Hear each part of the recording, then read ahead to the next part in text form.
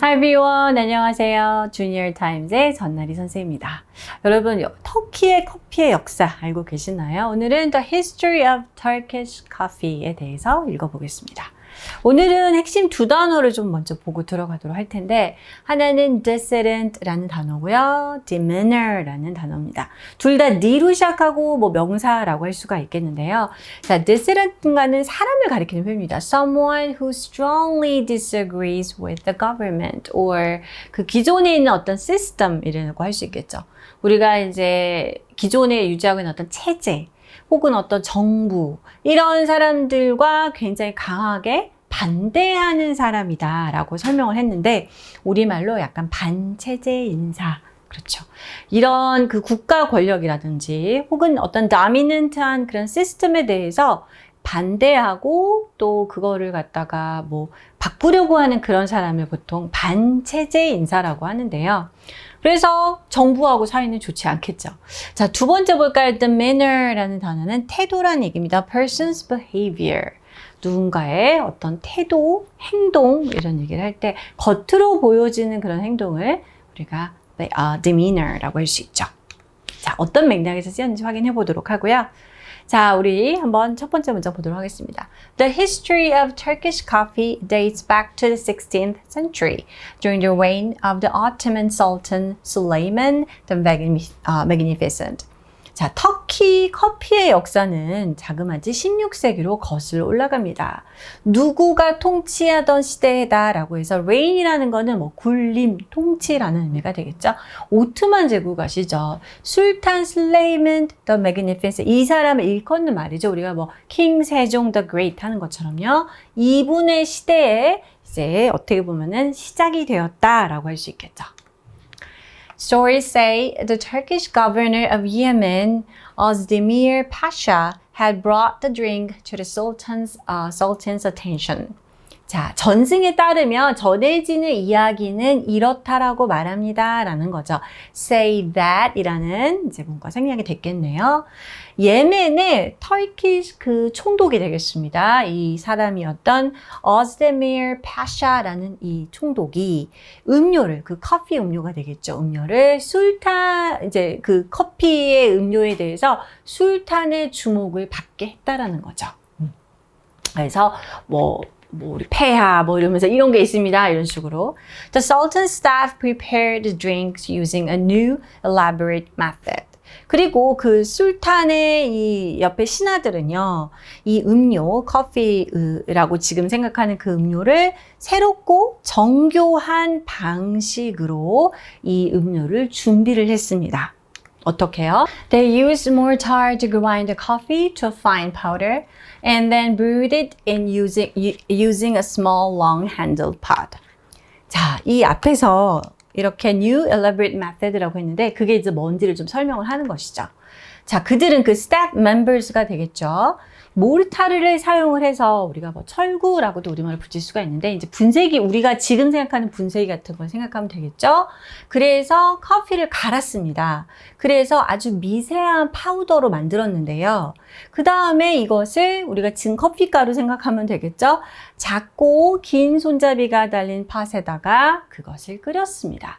우리가 이렇게 커피를 끓여내는 거를 brew라는 표현을 쓰죠.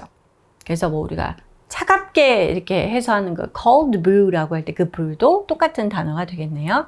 Immediately a big hit, the drink soon spread throughout the Ottoman Empire.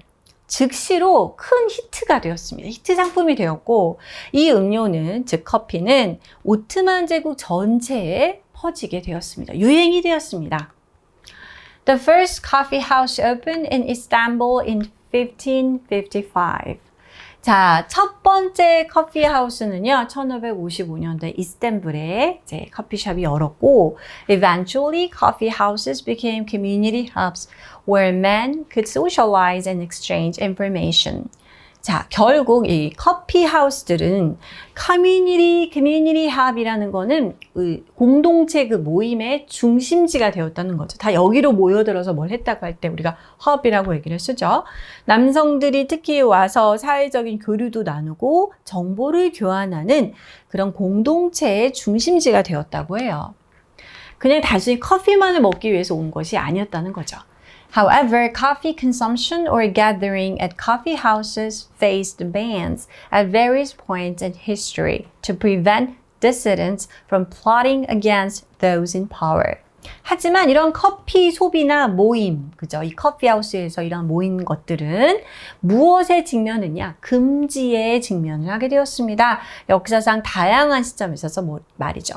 그 금지가 된 이유가 여기 뒤에 나와 있네요.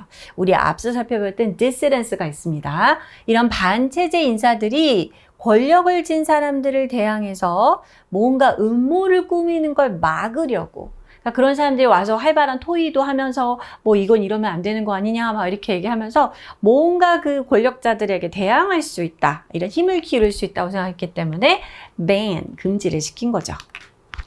Even so, coffee remained popular and spread to neighboring countries. 그렇지만 커피 잔치의 인기는 수그러들지 않았고요. 인기를 계속 유지를 했고 이웃 나라들로 확대가 되었습니다.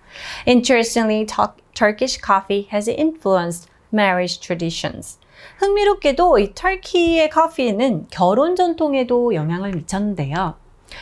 The bride-to-be would make coffee for her future in-laws to prove her worthiness while adding salt to the groom's drink. 되게 좀 특이한 내용이라는 걸 알 수 있는데 일단은 신부될 사람을 앞으로 신부가 될 예정이라고 하면은 bride to be라고 하죠. 우리말로 하면 예비 신부가 되겠네요.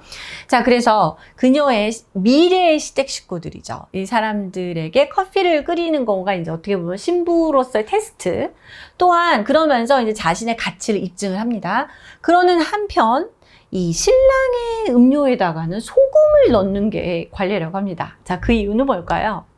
The custom tests the groom's demeanor and conveys that marriage is not always sweet. 그렇죠.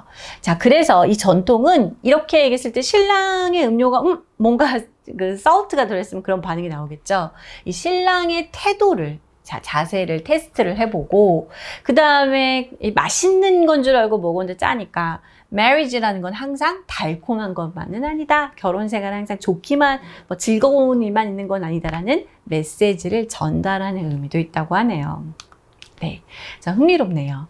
오늘은 Turkish coffee에 대해서 읽어보았는데요. 이 부분 넣어볼까요? 우리가 앞서 살펴봤던 단어 2개 중에 dissident 단어가 있었습니다. 반체제 인사들이죠. 이들이 이렇게 권력자들을 상대로 뭔가를 꾸미는 것을 방지하기 위해서 굉장히 금지를 많이 했더라는 거죠. 자, D로 시작하는 그 단어 뭘까요? dissident 쓸 수가 있겠습니다. Alright, this is all for today. I'll see you next week.